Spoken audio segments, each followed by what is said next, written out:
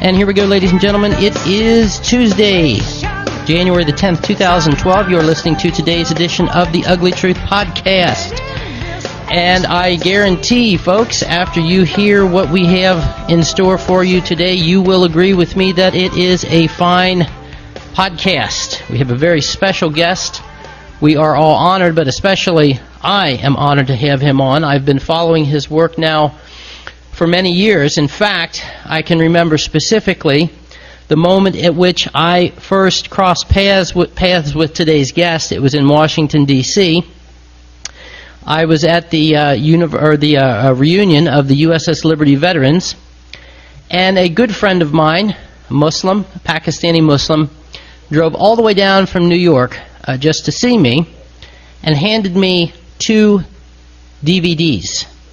He said, "You should watch these. I think that you would find them very enlightening." And indeed, I did pop these things into the computer and watch them, and I was astounded, folks, at what I was listening to. And I honestly, folks, if I sound a little bit nervous, it's because I am a little bit awed today to have today's guest on. I've been chasing him around for some time. I finally lassoed him and got him on the program. His name is Sheikh Imran Hosein, folks, and if you don't know who he is, then you certainly should, because he's one of the few people out there who is providing a truthful and precise analysis and depiction of what is going on in our world today.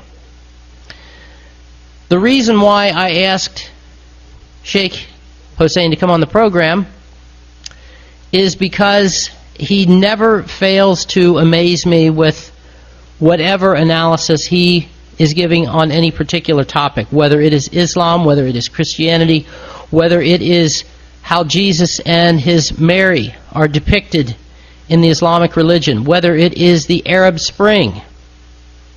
Just to give you an indication, folks, of what kind of mind we're dealing with here, Imran Hosein predicted the quote-unquote Arab Revolution back in, I believe it was 2003. Just nod your head, Imran, if that's correct. Is that 2000? No, he's shaking his head no. Okay, he's going to set us straight once we bring him up.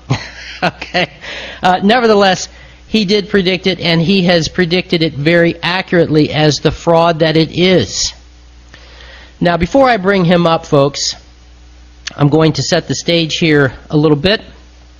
As those of you who listen to this program know, a few weeks ago I had the honor of going to Houston, Texas, and speaking at an Islamic conference there. Mainly Iranians, which means that they were for the most part Shia. And the speech that I gave them, I started off by telling them that I am a follower of the teachings of Jesus.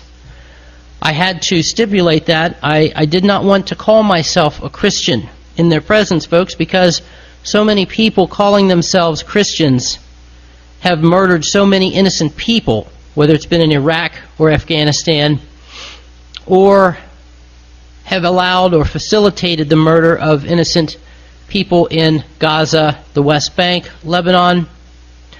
Of course, the thing that ties all of these people together, folks, is that they are on Israel's hit list. Anyway, the bulk of the speech, the thrust of the speech that I gave in Houston, was to tell the people there, the Muslims in attendance, that this quote-unquote war on terror is not a war to rob the people of the Middle East of their oil, or to rob them of their natural gas, or any other what we would call tangible natural resources. Okay? The real reason for this war is to rob the people of the Middle East of their most precious commodity, and that is their religion, their way of life, their culture, their morals, and that this is the battle line between the forces of good and evil. and I will say that plainly as a follower of the teachings of Jesus, that the Christian world fell a long time ago, folks. It has morphed into a sick mutation of Jewish thinking, and except for a few pockets of resistance, for the most part, it is gone. The only thing that remains is the Islamic world. And it is specifically because the Islamic world refuses to bow down and to adopt these practices, whether they are moral, whether they are cultural, whether they are economic, whether they are political. This is the reason why we are dropping bombs on the countries of these innocent people. To further this discussion, ladies and gentlemen, we are very honored to have with us Sheikh Imran Hosein. I know you told me, Imran, that I should not refer to you as Sheikh, but I think for purposes of decorum here, at least let's start the program off that way. Thank you very much for coming on the program, and welcome, sir. Thank you, Glenn, for your very kind invitation. Well, I am here in Kuala Lumpur in Malaysia, and it is 9 o'clock in the morning, and you are there in the east coast of the United States. It's after 5 in the afternoon, and I'm honored to be on your program. You heard my introduction, Imran, that this war that is taking place is a spiritual battle, and it is mainly directed against what remains of the only standing resistance to Zionist domination of the planet. Would you agree with me on this, that this is not a war for natural resources as much as it is a war to destroy the last remaining opposition to this thing known as the Zionist or Jewish New World Order? Well, first of all, Glenn, the speech that I gave, in which I anticipated what is now known as the Arab Spring, or the revolutions that would be sweeping the Arab world, that lecture was given in 2002, not 2003, but you're not far from the mark. Okay. It was given in Sydney, Australia. The second point is, I entirely agree with you in your analysis of the war on terror, but I wondered, why did you leave out one special word? That the war on terror is meant to not only rob us of this and that and the other, but most of all to rob us of our freedom. And number three, I have to differ with you. I don't think that Islam is the last force remaining in the world, standing up to evil forces which seek to oppress as never before in history, and which seek to establish their own political and economic dominion over all of mankind on Israel's behalf. Okay. I believe that there is a part of the Christian world which is resisting and will continue to resist. Christianity, when viewed from the perspective of the Quran, can be divided into two parts. One part of the Christian world is that part which will make an alliance with the Jewish world. Okay. And that today has emerged in the Zionist Judeo-Christian alliance, which is known as the West. Okay. And of which NATO is the military arm. But there's another part of the Christian world. Both parts of the Christian world are referred to in the Quran as an-Nasara. But the other part of the Christian world, the Quran tells us in the chapter entitled Al-Ma'idah, or the table laden with food, and the verse should be around verse number 80, 85 or somewhere around there. لَتَجِدَنَّ وَلَتَجِدَنَّ أَقْرَبَهُمْ مَوَدَّةً لِلَّذِينَ آمَنُوا الَّذِينَ قَالُوا إِنَّا نَصَارَى. The Quran is saying that you will most certainly find in time to come those amongst mankind who will be closest to you, Muslims, in love and affection, will be those who say, we are Christians. That part of the Christian world is also referred to in the Quran as Rum. Rum. Unfortunately, the word Rome is so close to the name of the city Rome that is sometimes understood as Rome, not Rome, rather it's Rome. And Rome is very, very clearly the Eastern Byzantine Christian Empire, which used to have its capital in Constantinople. That Eastern Christian Byzantine Empire has not aligned itself with the Jewish world in a Christian-Jewish alliance. It's the Western one. And that Rome today is to be found in Russia and in the East European states. And Prophet Muhammad, Allah's blessings be upon him, has in fact prophesied that the world of Islam is going to enter into an alliance with Rome. And that alliance is in the making now, I believe. Iran is very close to Russia, growing close all the time. Pakistan has now begun to learn some bitter lessons, and Pakistan has already applied for membership in the, I don't know what's the name of that pact with Russia and China. And the Russians have supported the Pakistani application. And I am anticipating civil war in Turkey. Once NATO makes its future move, after that disastrous NATO move in Libya, where all the NATO underwear now on display, dirty underwear for that, it's creating resentment in Turkey. And when NATO makes its move in other parts of the world, I expect an attack on Pakistan, almost certain, an attack on Iran, an attack on Egypt in time to come. Resentment in Turkey is going to grow to such an intensity that I anticipate civil war in Turkey.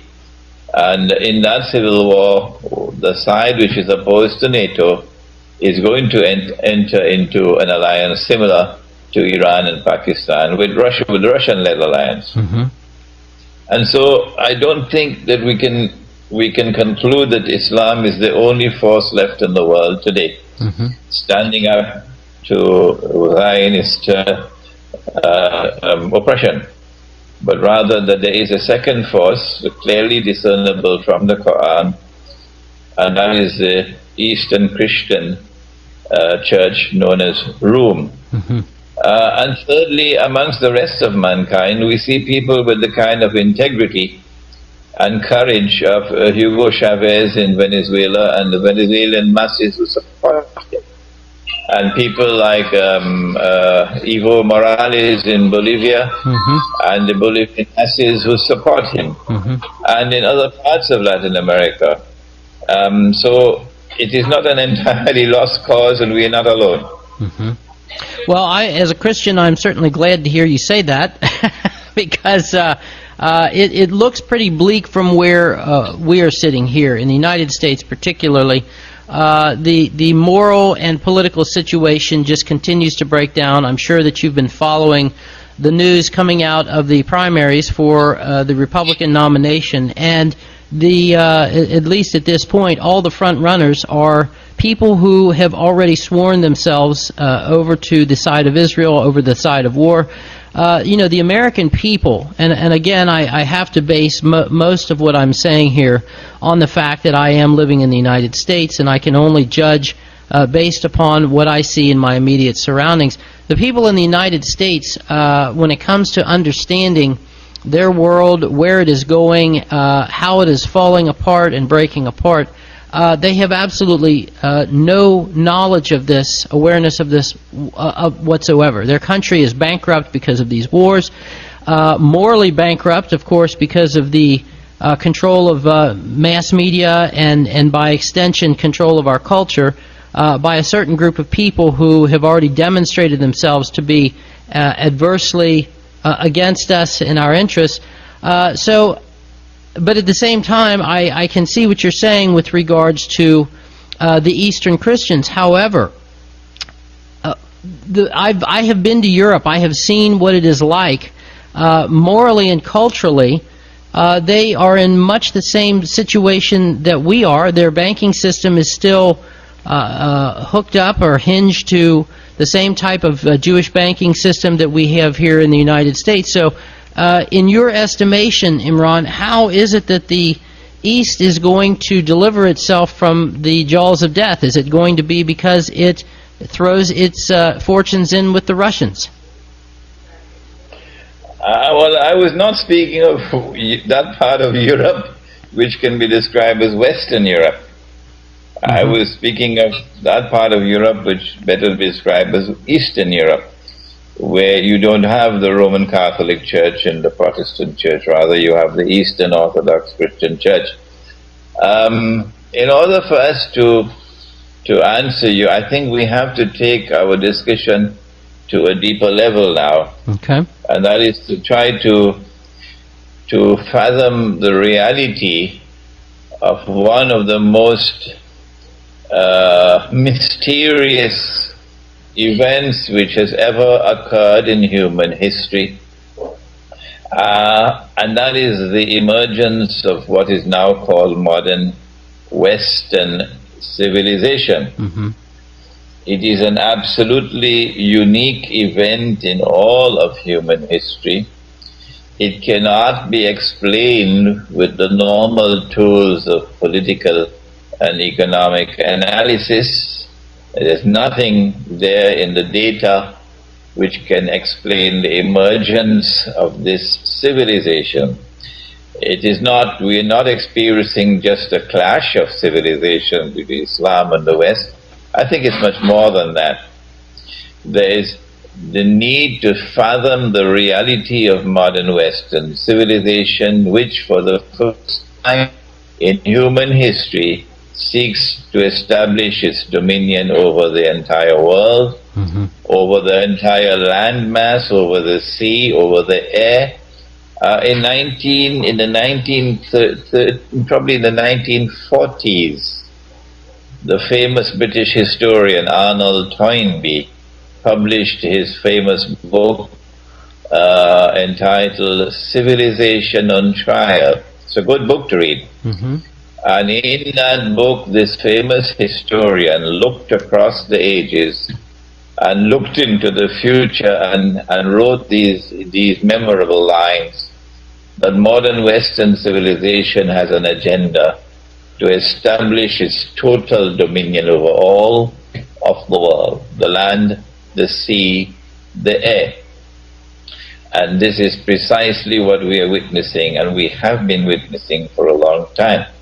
What is there which explains this phenomenon? Why has it emerged? And where is it taking the world to? My opinion, Glenn, and of course people are free to differ with me, my opinion, Glenn, is that we have to turn beyond politics and economics and sociology to a branch of knowledge that we know of as eschatology, to explain the emergence of modern Western civilization. And our eschatology from the viewpoint of Islam is that this is a sign of what we may call the end time. Secular scholarship, I don't think secular scholarship has a conception of the end time, because it is entirely materialistic. It's wedded to this world that we can observe. It has no conception of another world beyond human observation.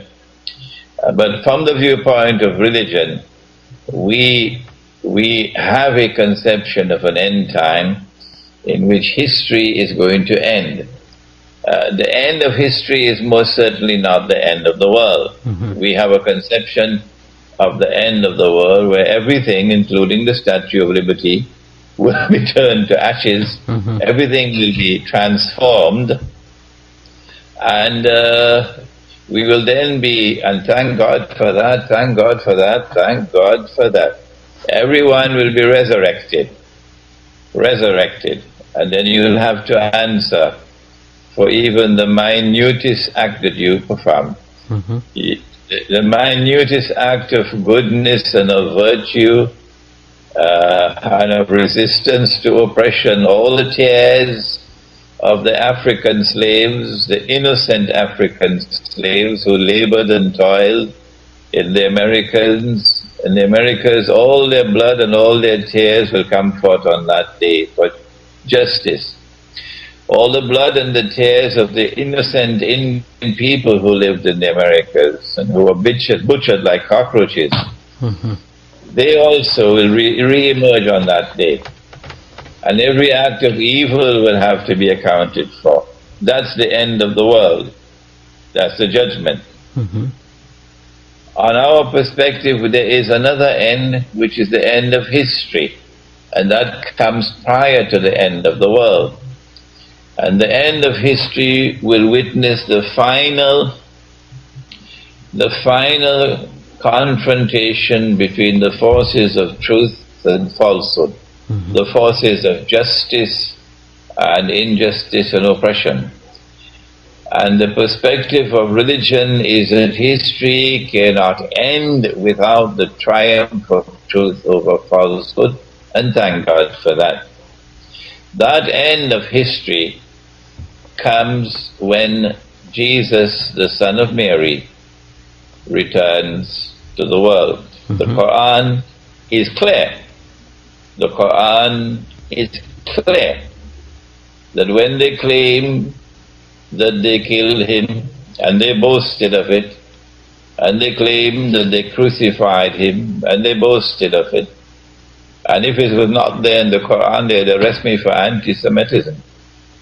When they made these claims, they were now confident that he could not have been the Messiah, promised Messiah, who when he comes would rule the world.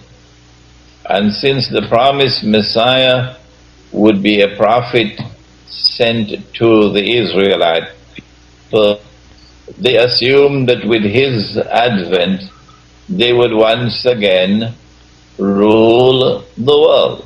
That's their mistake. When he came, however, some of them accepted him, but the establishment rejected him and still rejects him to this day. And since they saw him die on the cross before their very eyes, they were convinced that he could not have been the Messiah, because he is dead. He never ruled the world. The golden age never came back. And so they're waiting for the Messiah to come.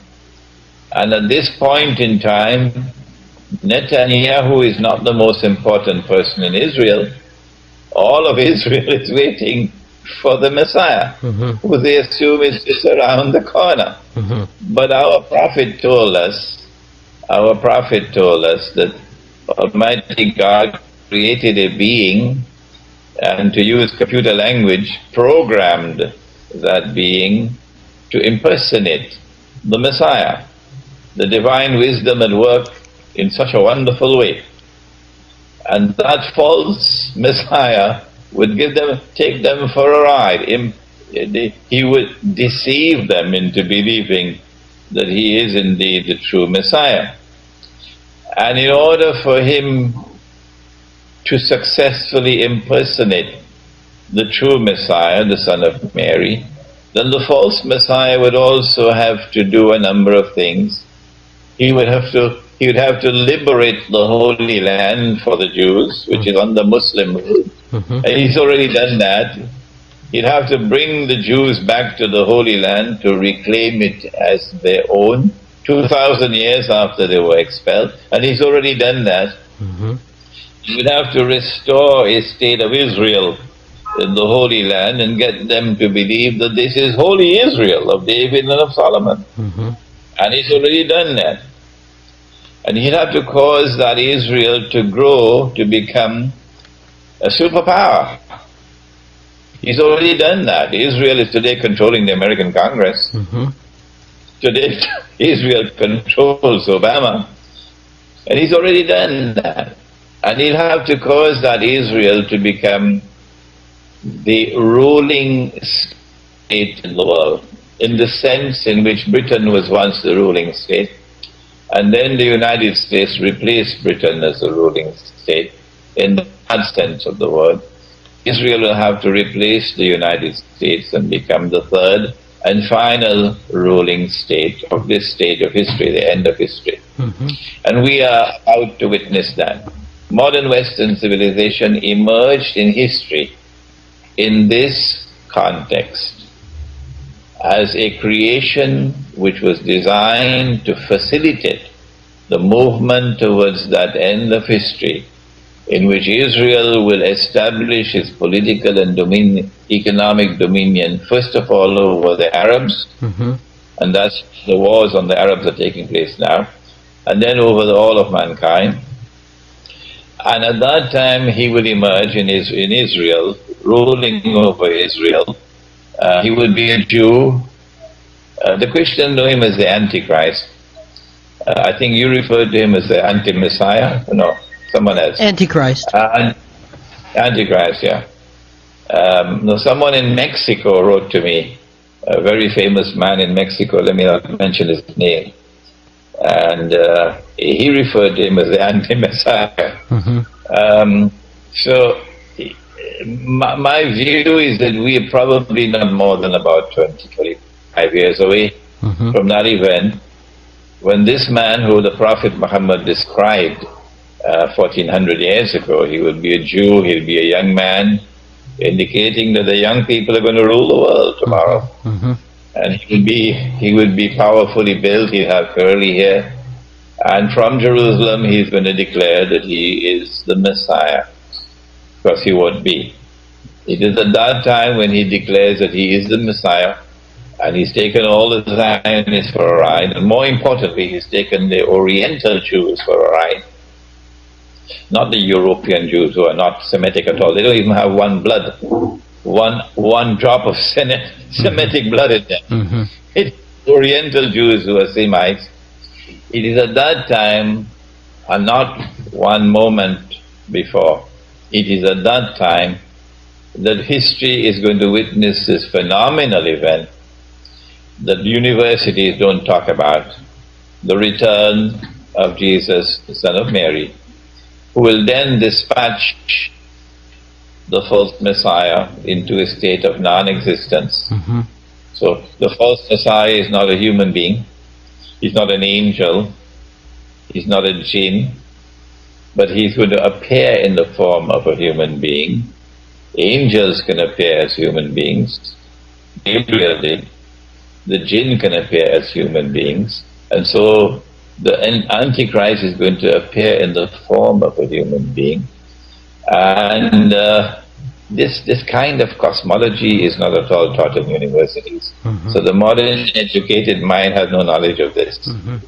And then after the Antichrist is dispatched into non-existence, Israel will disappear from the map. It'll be destroyed by an army which will come out of Khorasan, said the Prophet.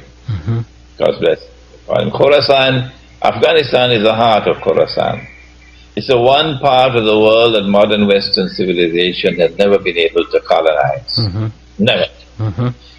From that part of the world where Western civilization has never been able to establish roots, that an army will come out and it will be unstoppable on its march directly to Jerusalem. At that point in time, said the Prophet, you will fight the Jews and you will defeat them. Not all Jews, of course. That's lazy analysis, lazy methodology to think that the Prophet is speaking about all Jews. Not at all. You will fight the Jews, meaning those Jews who are oppressors, and you will defeat them. And at that time, he said, even the stones and the trees will speak and say, Muslim, There's a Jew hiding behind me, so come and kill him. Meaning the oppressor. So the holy state of Israel will then be restored, and this impostor would vanish away. And truth will then triumph over falsehood, and justice over tyranny and oppression. That's the end of history. And so what we're seeing now is not just a clash of civilizations, but rather the emergence of modern Western civilization as part and parcel of a process leading to that end of history. It is playing a sinister role in history, and we have to turn to eschatology to understand that role. That's the macro picture from which we can now turn to micro-analysis about Arab Spring and so on. Well, you know, Imran, addressing what you're talking about here with regards to eschatology, I'm sure you're aware that the Christians have their own version of this in their final chapter of their Bible, the book of the Apocalypse, and it is described, this very same thing that you're describing is described in the Christian Bible in the sense that there are two beasts, one of which, you know, it's obviously very allegorical and metaphorical and symbolic, you know, that it has all of these heads and it has all of these horns and other ways of waging war against mankind and against God. And sitting atop this beast that is waging war is this woman who is dressed in scarlet and gold, and it says that she is drunk on the blood of the saints. And so, you know, what you as a Muslim are saying, according to Muslim prophecy, basically corresponds, although certainly in much more understandable detail from your standpoint, it basically corresponds to what the Christian Bible says as well. Unfortunately, of course, as you well know, our priests and our preachers and pastors have perverted these prophecies in order to help facilitate these very evil things that are taking place. And so, having said that, I guess we should just jump right into discussing the Arab Spring. But before we do, there's something that caught my ear that you said, not just today, but in a recent broadcast that you did, which is that Israel plans to see the United States destroyed. And this is something that I have tried to hammer home in these various broadcasts that I've done, which is that once the United States has done its job of going about the world and killing as many Muslims as possible, at that point, once we have exhausted ourselves economically, militarily, politically, culturally, and every other way, then Israel will emerge as a world power. This isn't just about, these wars are not just about poor little Israel surviving. These wars are about bringing down the United States so that Israel can emerge as a world power. Would you care to comment on that, please? Yes, but I will not use the word destroy the United States. Rather, replace the United States. Okay. Would be a more proper term. And in order for Israel to replace, in order for Pax Judaica to replace Pax Americana, we have to look to see what was the process through which Pax Americana replaced Pax Britannica. These are terms which belong to international relations, and they are begging for an explanation. How did they come into being? What is it that explains this phenomenon of Pax Britannica, the emergence of Pax Britannica? After all, you would recall that Napoleon referred to the British, he referred to the British contemptuously as a nation of shopkeepers. And yet this nation of shopkeepers rose so mysteriously in the world that by 1914, when the First World War was about to commence, with, of course, naturally so, an act of terrorism, a false flag act of terrorism. The blame was put on this one, when in fact the hidden hands behind it were the ones who were responsible for engineering the assassination of the Grand Duke Franz Ferdinand in Sarajevo. And then you have another act of false flag terrorism on 9/11. And the blame is put on these people, whereas the hidden hands behind are the CIA and the Israeli Mossad. What is it that explains the emergence of Pax Britannica and Pax Americana? We say the explanation lies in eschatology. And that in order for this process to reach culmination, a Pax Judaica has to seek to replace Pax Americana. But Pax Americana did not come about with the destruction of Pax Britannica. Yes, Pax Britannica no longer exists. Britain is no longer a ruling state in the world, but Britain is still by all means a very powerful country. And Britain wields a considerable amount of influence around the world. In fact, the British have been the world's most successful colonial power. Far more successful than the Russians, far more successful than the Germans, far more successful than the Italians and the Dutch have been the British, and after the British, the French. You have something called the Commonwealth today, where all the former territories which were ruled by Britain as loyal subjects, now they're independent states, but they all dress up in their jackets and ties and come together in a Commonwealth conference called the Commonwealth Summit. This is British diplomacy at its finest. So Britain still commands a significant amount of influence in the world today. But Britain is no longer the ruling state. That was very plain and clear when Anthony Eden had to resign as Prime Minister of Britain in 1956, I think it was, when Dwight Eisenhower ordered them, get out of Suez, get out of Sinai. And Britain, France and Israel had to withdraw. And the British Prime Minister resigned, the British government fell. Similarly, I believe we have to use a method of analogical reasoning here to anticipate what is the fate which now awaits the United States of America. It's one similar to what was experienced by Britain. That the United States is going to fall in the sense that the US dollar will collapse. It's not collapsing by accident, not at all.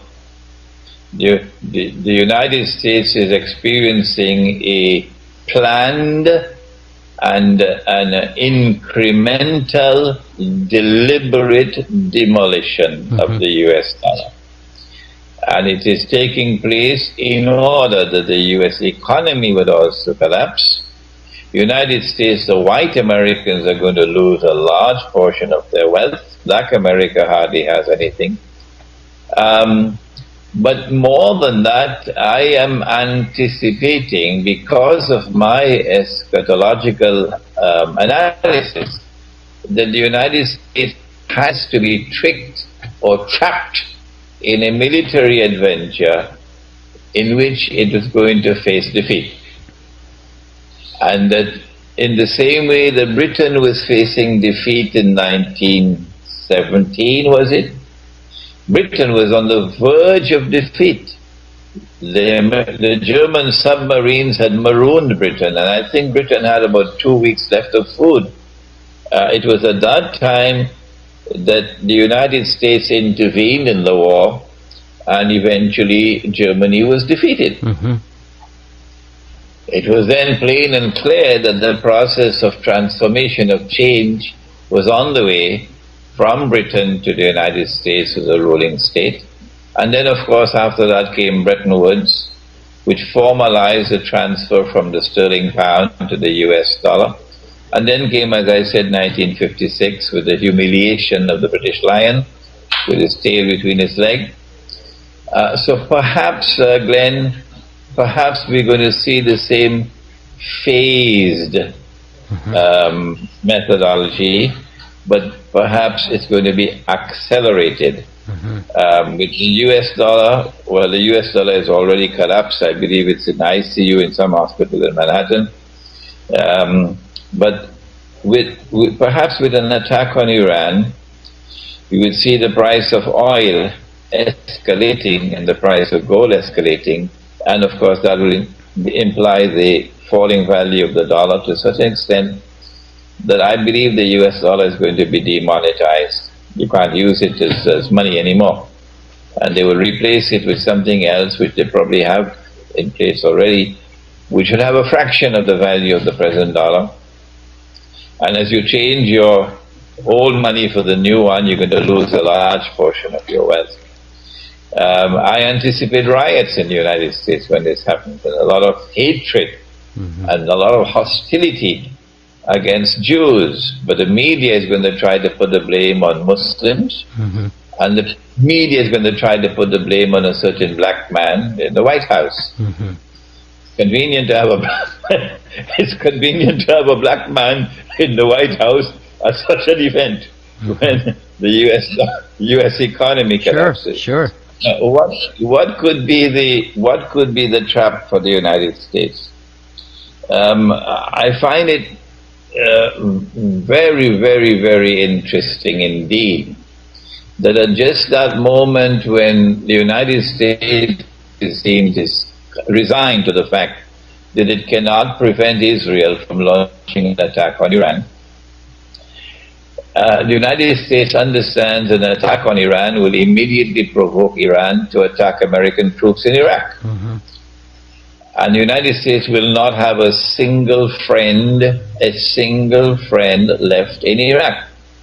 Entire Iraqi population would be against the United States, plus the Iranian troops coming from over the border.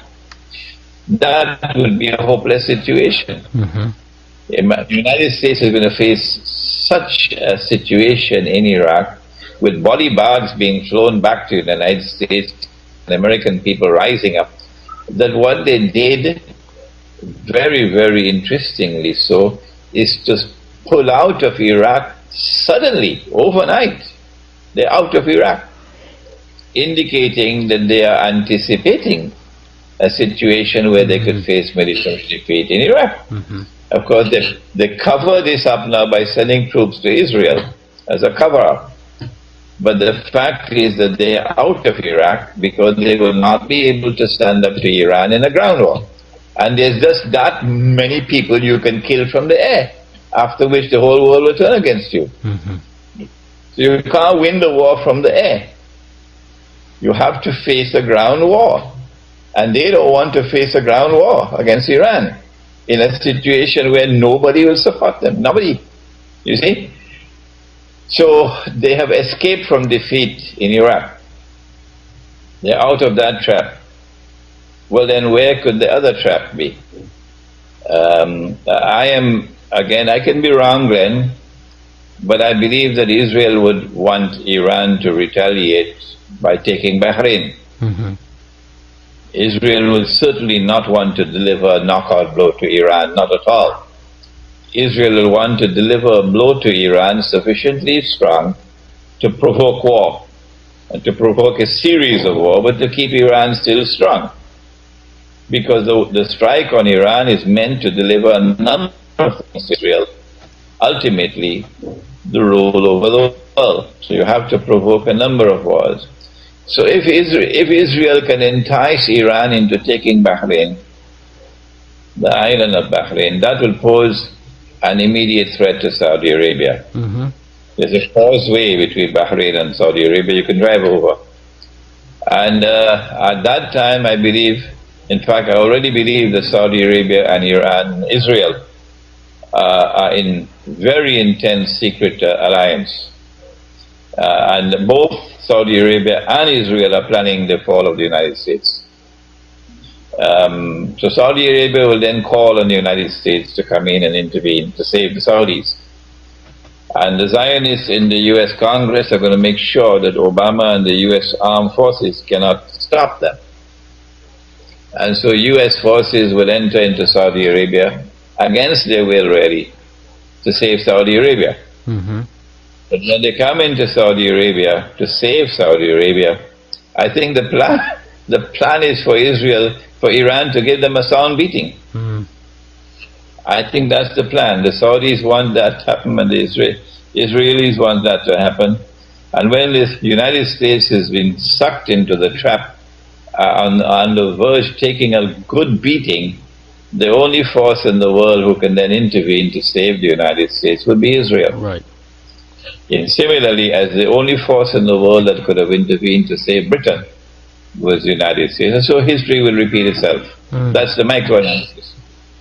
Fascinating. Let's bring this forward to the events that we are seeing take place now vis-a-vis the Arab Spring. Now, as you pointed out, you predicted this back in 2002, that you would see, that the world would see these fantastic things with the assistance of Al Jazeera. You know, Al Jazeera, of course, carrying the appearance of being a Middle Eastern network that the Arabs could believe in, that they could trust, that you would see these fantastic things taking place with Arabs rising up and throwing off the shackles of imperialist and colonialist powers that have been sitting on top of them now for the last half century. It has been my contention from the very beginning that this was just an extension of Israel's bigger plans for the Middle East, that these were not real revolutions that were taking place. But I'm sure that you will do a much better job explaining this to our listeners than I would. So if you would please, Imran, take it from there. Well, I think you're right, Glenn, in your analysis that the revolutions are intended to facilitate Israeli agenda of eventual world domination. How will this take place? I gave that speech in 2002 anticipating an American attack on Iraq, which did take place in 2003, I believe. And I thought that the Arab Spring would have taken place in 2003. I was wrong. And I thought that the first country that would fall would be Jordan. And I was wrong. And I'm so happy, Glenn, to be wrong sometimes. Okay. I'm so happy to be wrong sometimes. It keeps my feet on the sand, on the dirt, on the dust. Yeah. But the analysis was that Israel wants to provoke these revolutions out of a sense of utter Arab frustration at oppression, utter Arab frustration at the persecution of Muslims, war on the religion, so that these revolutions, these uprisings would result in Islamic forces emerging in leadership position. So that the secular nationalist Arab leadership would be swept away. That secular nationalist Arab leadership, from the time of Jamal Abdel Nasser in Egypt and Mohammad Mossadegh in Iran and so on, and Ahmad Sukarno in Indonesia, Muhammad Ali Jinnah in Pakistan, that secular nationalist leadership had a very important role to play in the plan, and it played that role successfully. It was no longer needed. In the same way, we don't need paper currencies anymore. Paper currencies have performed the job that they were designed to perform, and they don't need them anymore. And so paper currencies are now going to disappear to be replaced with electronic money, which is, of course, the equivalent of a financial Guantanamo. Similarly, the secular nationalist leadership of the Arab world is no longer needed. What's his name? Hosni Mubarak has done his dirty work for us. We don't need him anymore. What we need now is Islamic leadership, or so-called Islamic leadership, so that the world would see Muslims in the name of Islam ruling over Egypt, for example, an Islamic government in Egypt, how will Israel benefit from an Islamic government in Egypt, which of course is around the corner. Mm-hmm. Elections have already taken place, mm-hmm. and the Islamic parties have won the elections outright. My answer is that the Islamic parties, when they take power in these countries, whether they like it or whether they don't, would be forced to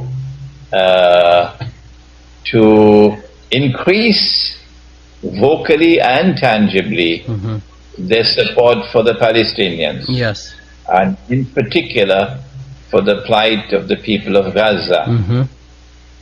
And as they increase that support and they enter into tangible support and the rhetoric increases, the rhetoric of war, Israel and the media around the world can then launch a PR program, a PR offensive to captivate mankind with this lie that Islam poses a threat to mankind, it's a menace to mankind. Mm-hmm. Muslims want to take over the whole world. Mm-hmm.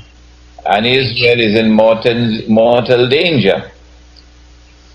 Israel already has her pre-planned wars against the Arabs, for example, but Israel does not want to wage these wars while appearing as a naked aggressor. Exactly. So Israel wants to be able to say, well, we are only defending ourselves and we are waging these wars on behalf of mankind, to save mankind from the menace mm-hmm. of Islam. That's my explanation of the Arab uprising. But there's another part of it.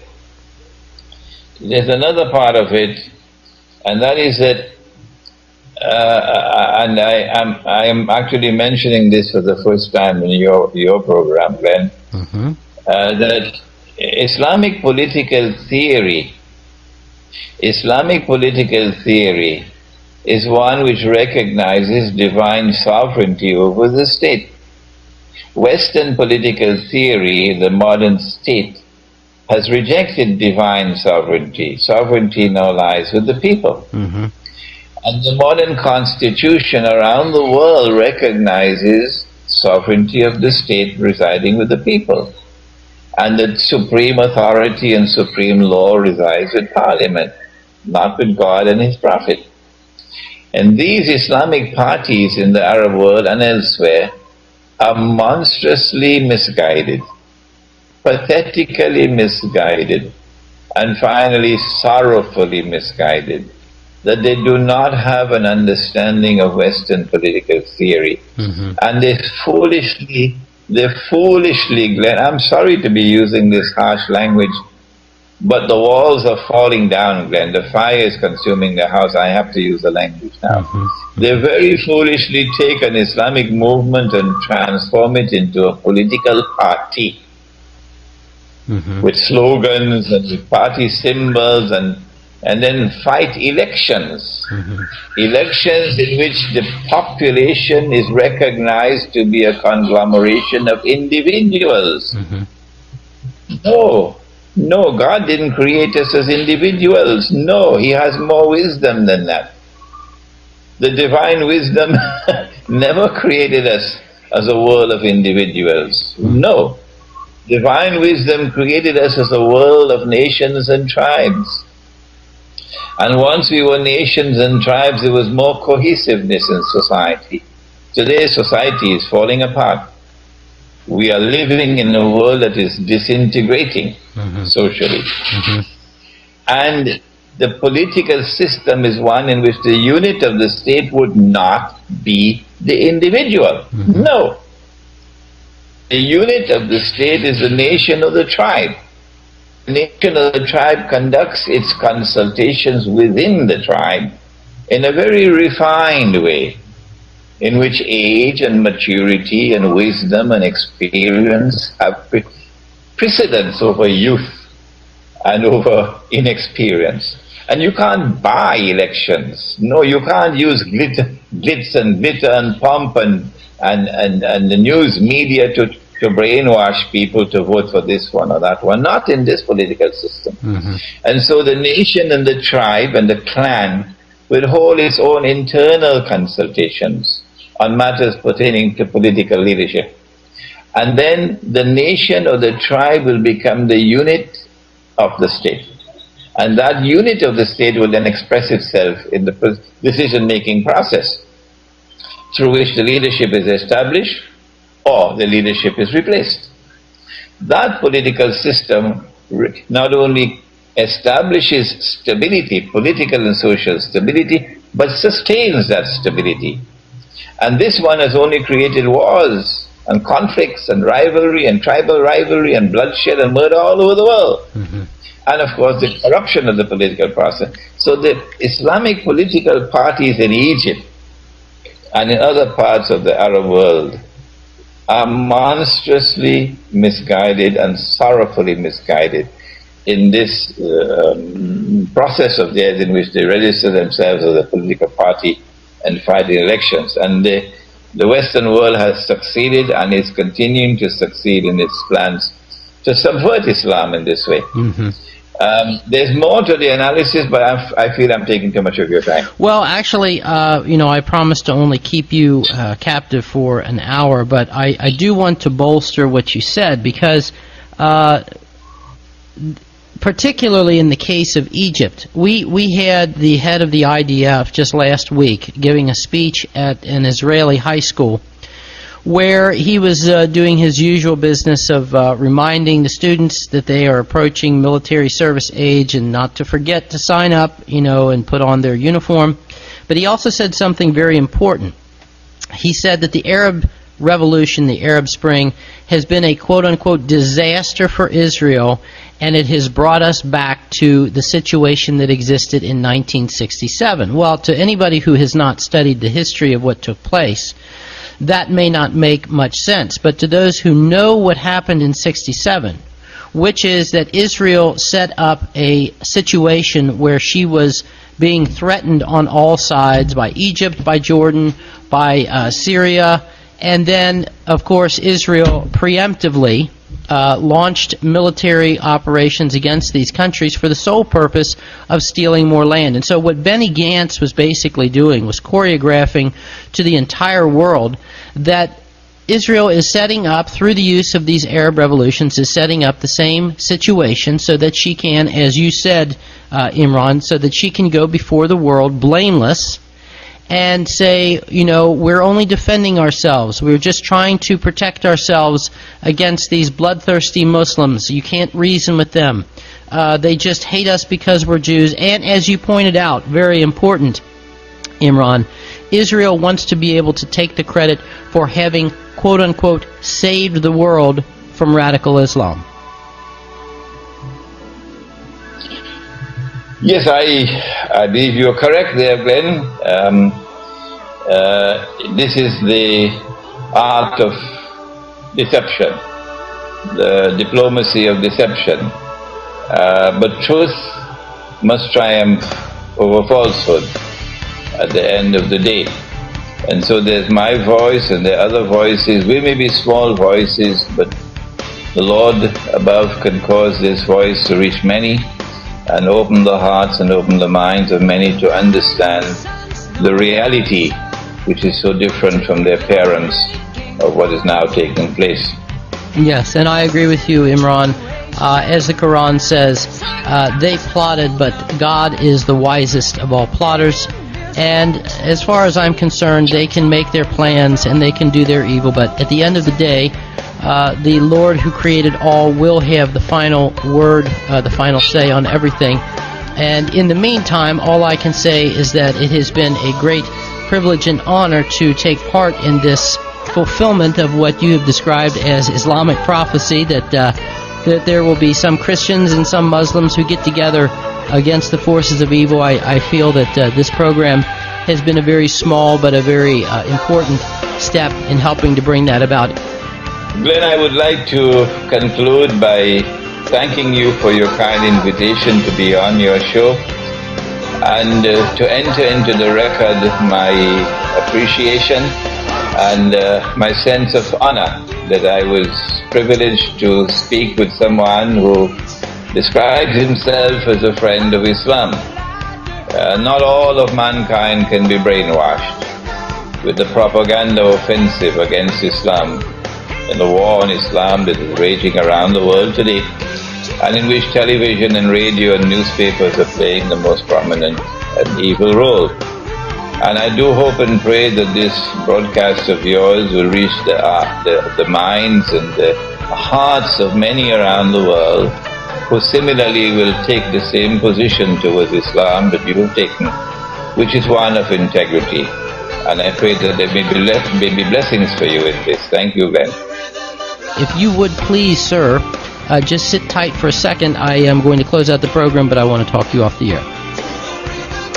And there you go, ladies and gentlemen. You heard it here on this Tuesday, January 10th, 2012 edition of the Ugly Truth Podcast. I want to thank my very brilliant and esteemed guest, Imran Hosein. You can read his works and watch his videos by going to imranhosein.org. That's Hosein. And ladies and gentlemen, I guarantee you will not be disappointed. Literally, if it weren't for the fact that I had to worry about the backlash that would definitely ensue from my wife, I would sit and watch these videos all day long. But anyway, that's it for today, folks. As we are fond of saying on this program, go out and do what you can to save what is left of this damaged and dying world. If not for yourself, then certainly for those who are going to be inheriting the whole mess. And as always, ladies and gentlemen,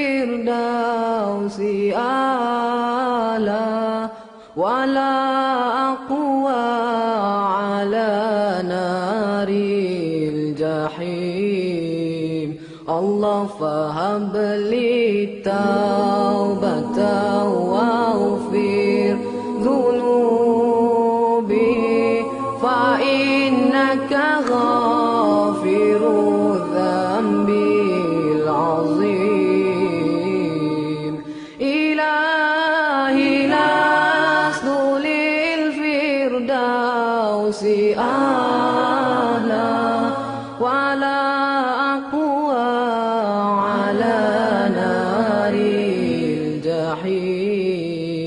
Allah fahab li taubata waghfir dhunubi fa innaka ghafiru dhanbil azim. Tuhanku, aku tidak layak untuk syurgamu, tetapi aku tidak pula sanggup menanggung siksa nerakamu. Dari itu kurniakanlah ampunan kepadaku, ampunkanlah dosaku. Sesungguhnya Engkaulah pengampun dosa-dosa besar. Tuhanku, aku tidak layak untuk syurgamu, tetapi aku tidak pula sanggup menanggung siksa nerakamu. Dari itu kurniakanlah ampunan kepadaku, ampunkanlah dosaku. Sesungguhnya Engkaulah pengampun dosa-dosa besar. Ilahi lastu lil firdausi a'la wala aqwa ala naril jahim. Allah fahab li taubatan waghfir dhunubi fa innaka ghafiru dhanbil azim. Ilahi lastu li